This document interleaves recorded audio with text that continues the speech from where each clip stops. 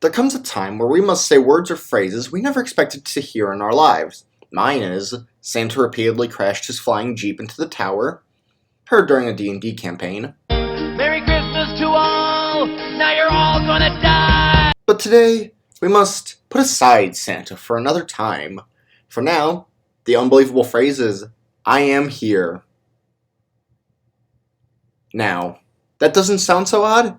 Well, it's a Neil Breen film, so let's go.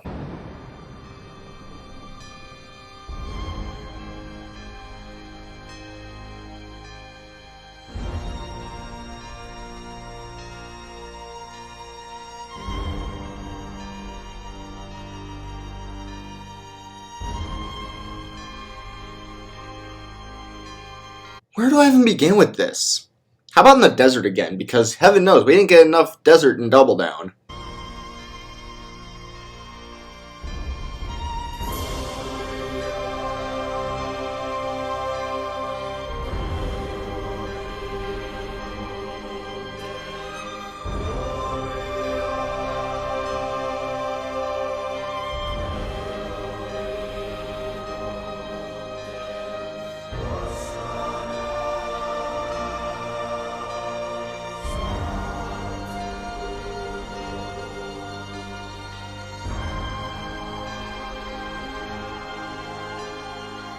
Where Neil Breen has just crash landed his little knick-knack, which I'm pretty sure I could run to Goodwill right now and find on Earth.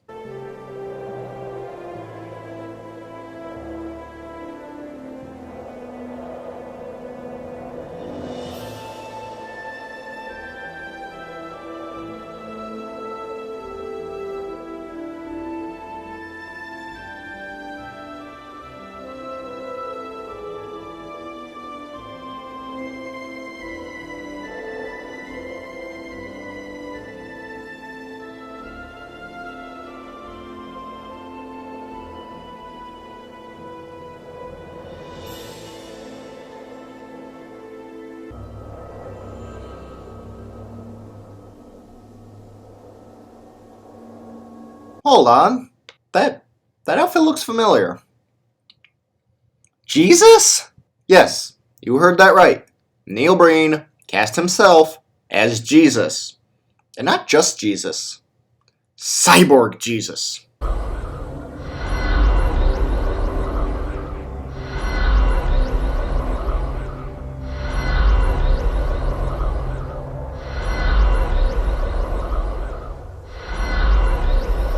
And if Cyborg Jesus isn't enough,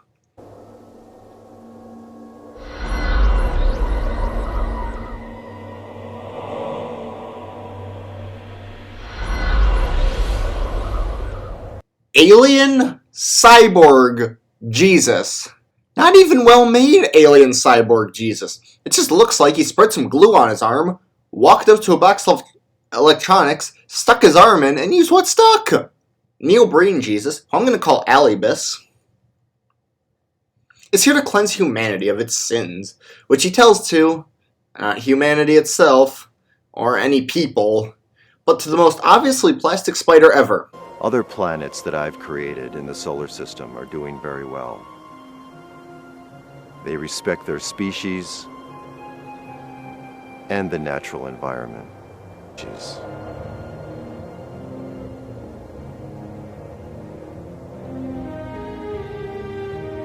And a skull. Why are the humans failing?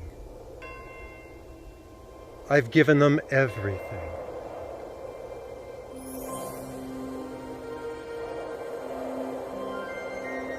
I've given them everything.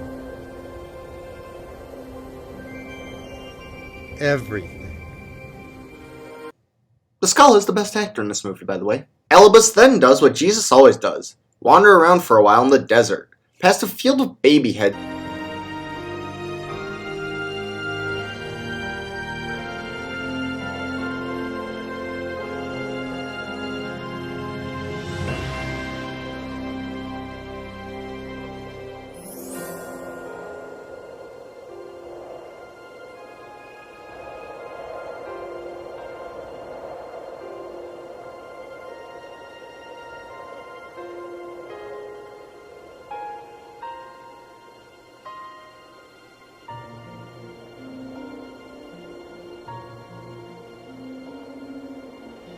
It's in the movie. I'm not going crazy yet.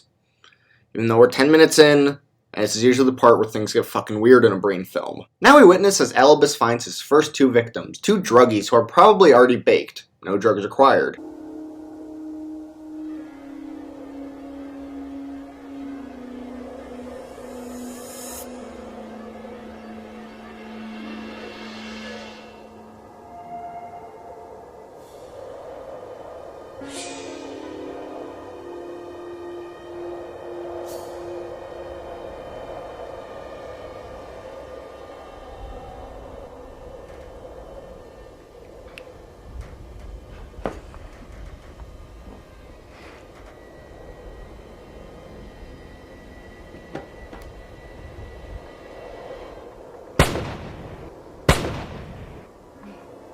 You're crazy! You're crazy!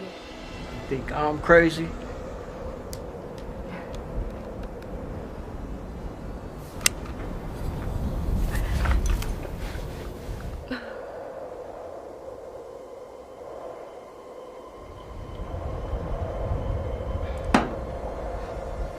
I'm so fucking high.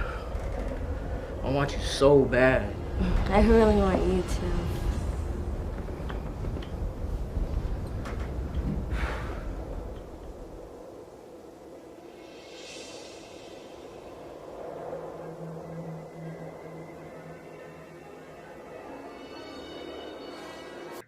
What does he do? Does he heal them of their issues, cause them to become reborn, and solve all their problems?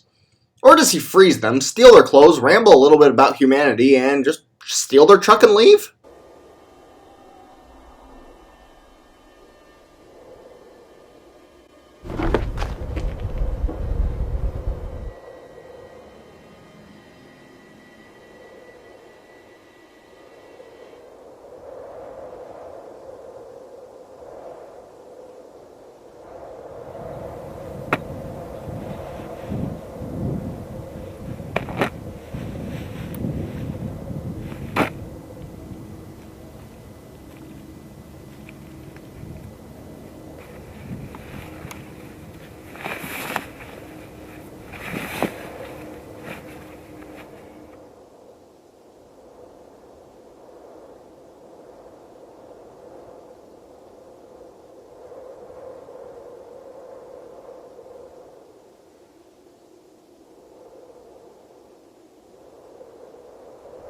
I've had to freeze you and make you disappear, but it's only temporary.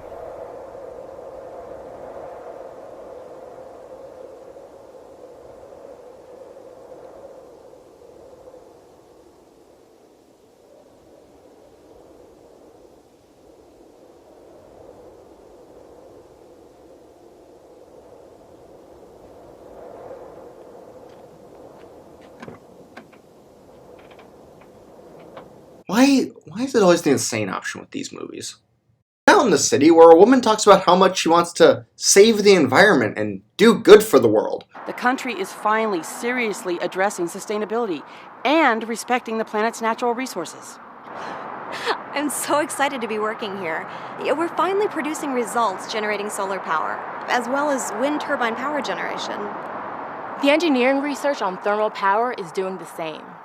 The younger generation will have a sustainable energy system to look forward to. But her delivery makes me fairly certain Neil Breen is holding her at gunpoint. Finally producing results generating solar power, as well as wind turbine power generation. Blink twice if he's behind the camera with a gun. And then she just gets let go 5 minutes after she got there. The cutest. Where did you get that top? You guys have the cutest shirts. Thank you. My sister got it for me for my birthday, actually. Oh my gosh, I wonder where you have the cutest clothes. Thank you. It helps to go through her closet, though, too. She has great taste. Oh, like my twin. She pretty much has way better, yeah. I'm so sorry, but due to the poor economy, we're going to have to lay you off, along with some other staff members. We all had the best of intentions of improving the nation's sustainable energy systems and environment, but the corruption and greed in big business and government just won't let it happen. We're all very disappointed. Why? Because corporate greed. You know, between this and Double Down, starting to get the hint that subtlety might not be Neil Breen's strong writing point. Oh, speaking of Breen, he's here too, miraculously. Don't give up. Don't give up. You can make a difference.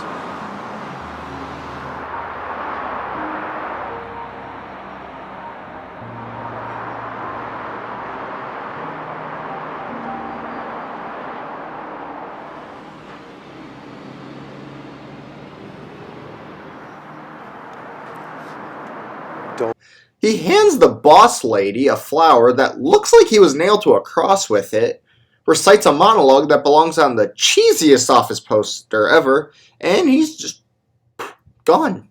We're now treated to two businessmen having a very obvious conversation about their corporate greed. Now that we've paid off our fellow elected representatives in the legislature, that environmental solar panel development bill will fail next week. Not to mention the cash it'll put in our pockets. The country has done without solar and wind power until now. They can wait a few more years. It's more profitable to be without those sustainable energy systems at this time. You know, now I'm very certain subtlety is not Neil's strong spot. 5 minutes later, the Let Go girl and her sister walk down the street with,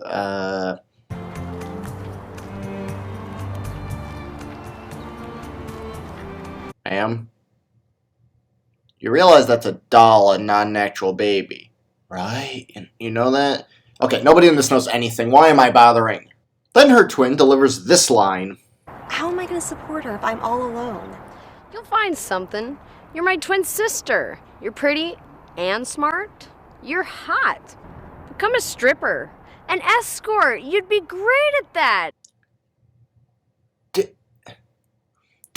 Did she just call her sister hot? You're hot. We're hot. And then suggest she go into prostitution. I can't finish this, guys. I'm sorry. Goodbye. Oh.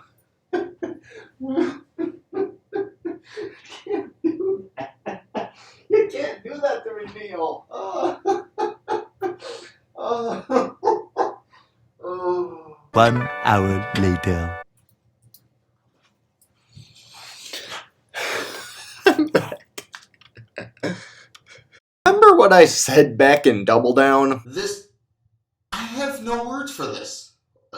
This is by far the most insane thing I've seen on this show.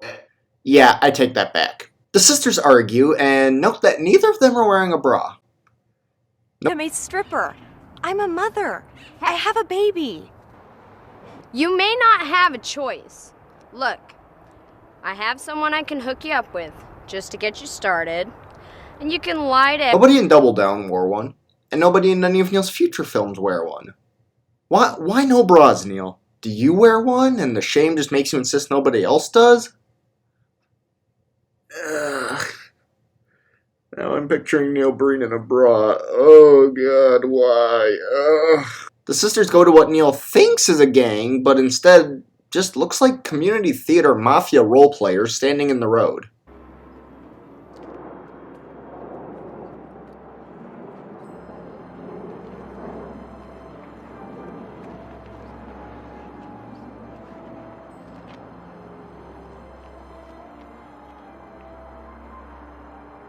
Hey, I've got a new girl to work for us. That's not how people talk, Neil. Very hot. I'd like to do any of these two guys at the same time. That's still not how people talk. Hell yeah! I'll do her. Damn. Twins. Alright, that is definitely not. We see a guy get one of the fakest injuries I've ever seen. Get her first.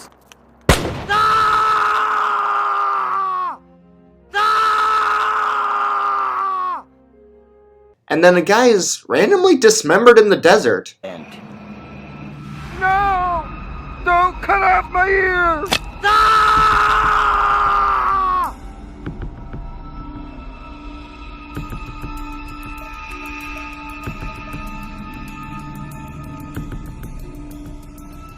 No! No! Don't cut off my hand!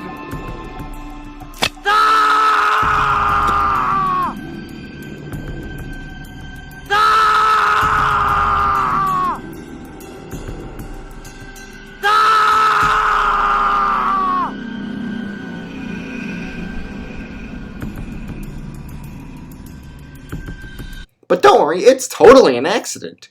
They're going to have an unfortunate accident. See? Evil crime guy said so. I'll get you, and I'll look like a bloody accident. After a long shot of a destroyed house,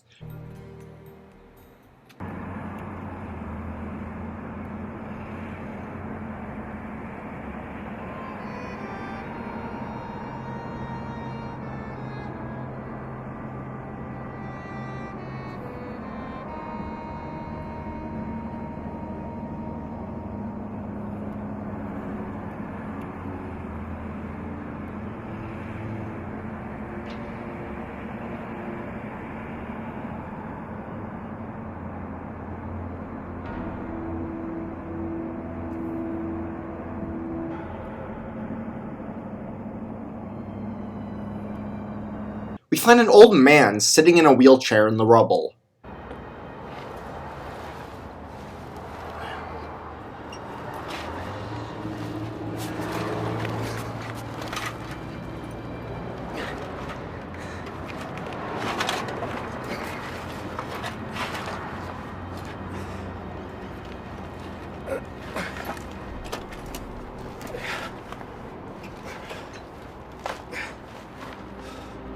Then Alibis just pops up out of nowhere and rolls him to the Las Vegas sign. Good. Cancer chemo is kicking my ass. I always wanted to see this before I died. I only have a month to live.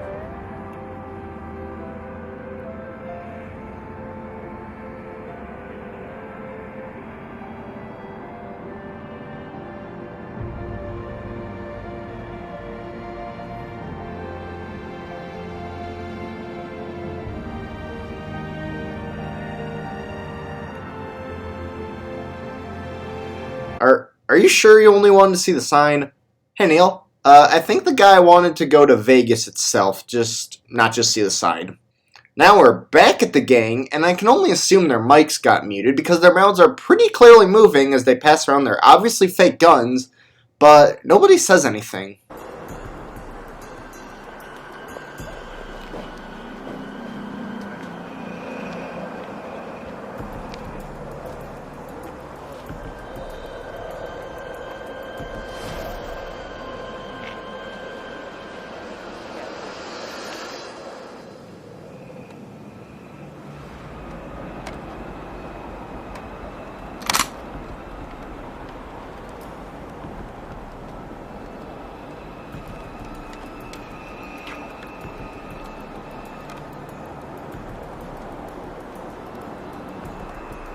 It's time for some good old-fashioned murder.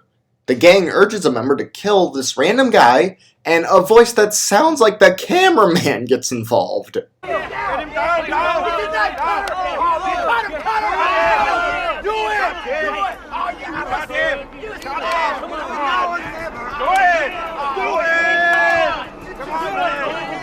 Stop fucking around.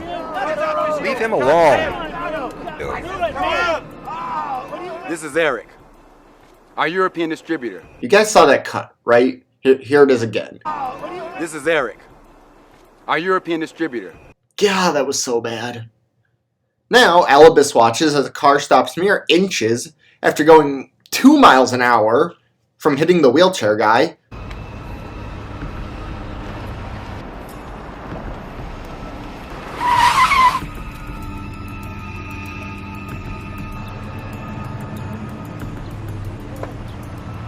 Freezes the 2 gang members inside. But first, he makes their eyeballs bleed. But it looks more like he just threw a paintball at each of them. This isn't the way I planned your species. You two are worthless.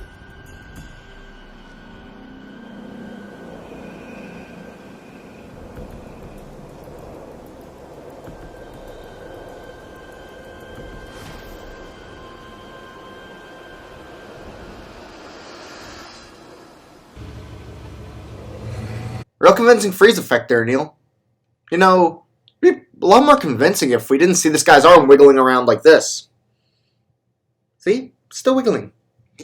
And then the guy just tries his very hardest, just nope, right out of the movie.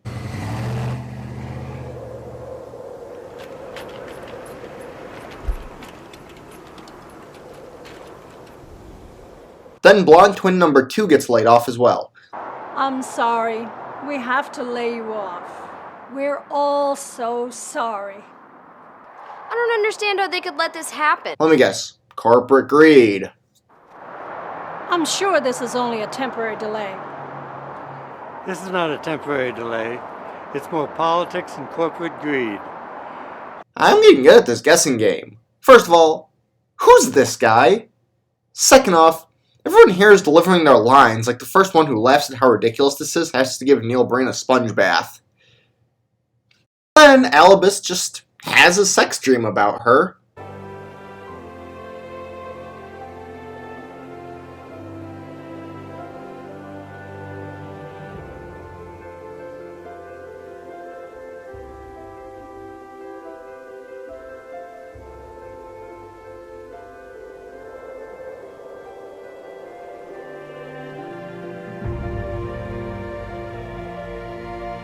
One in which he turns into his zombie persona. Oh yeah, he has that. Then this happens? Cancer chemo is kicking my ass. I only have a month to live.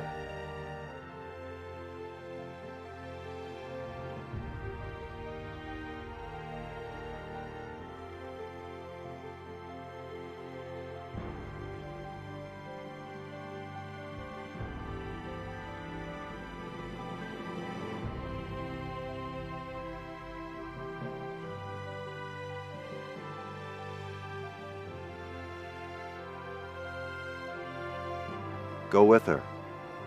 Have a full, long, and healthy, happy life. Be a family.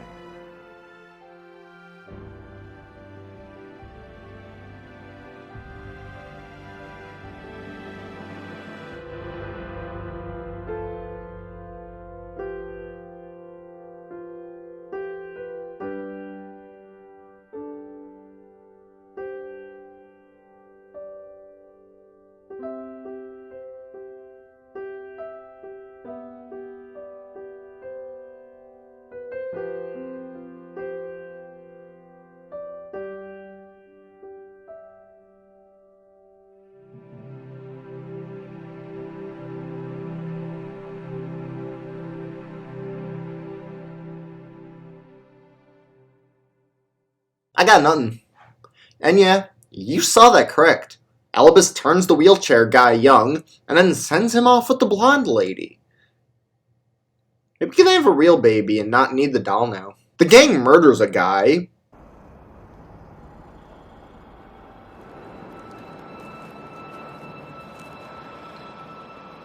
Eliminated our problem.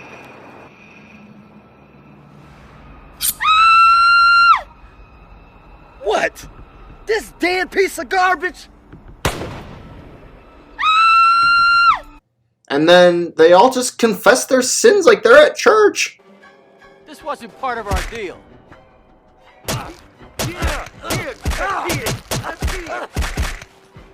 No payoff is worth this. I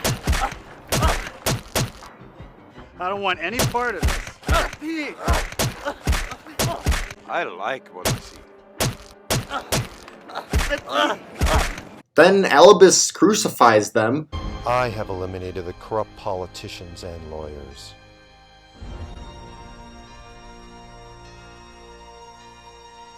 I have eliminated the greedy corporate leaders.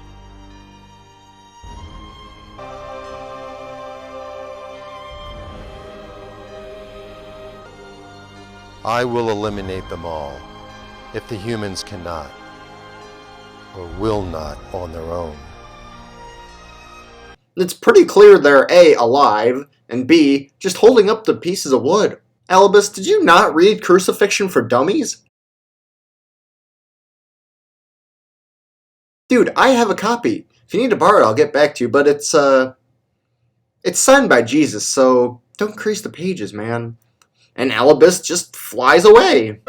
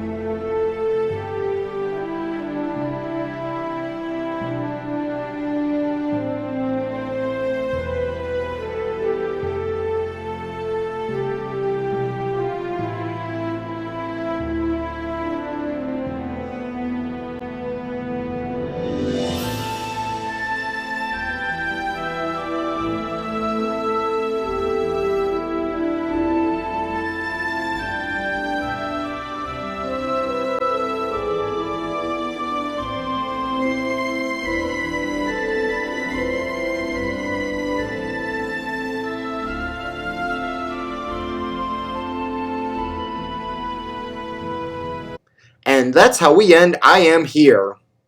Now, what just happened? I have no idea what the hell was supposed to be happening, who the people are, or why I was supposed to care about any of them. It's shorter than Double Down, thankfully, and it's as easy of a watch as a Breen film can go, but it's still really, really fucked up. Thank you all so much for watching. I will see you all next time when we will find something truly fateful. Or I'll just review Fateful Findings. Bye-bye.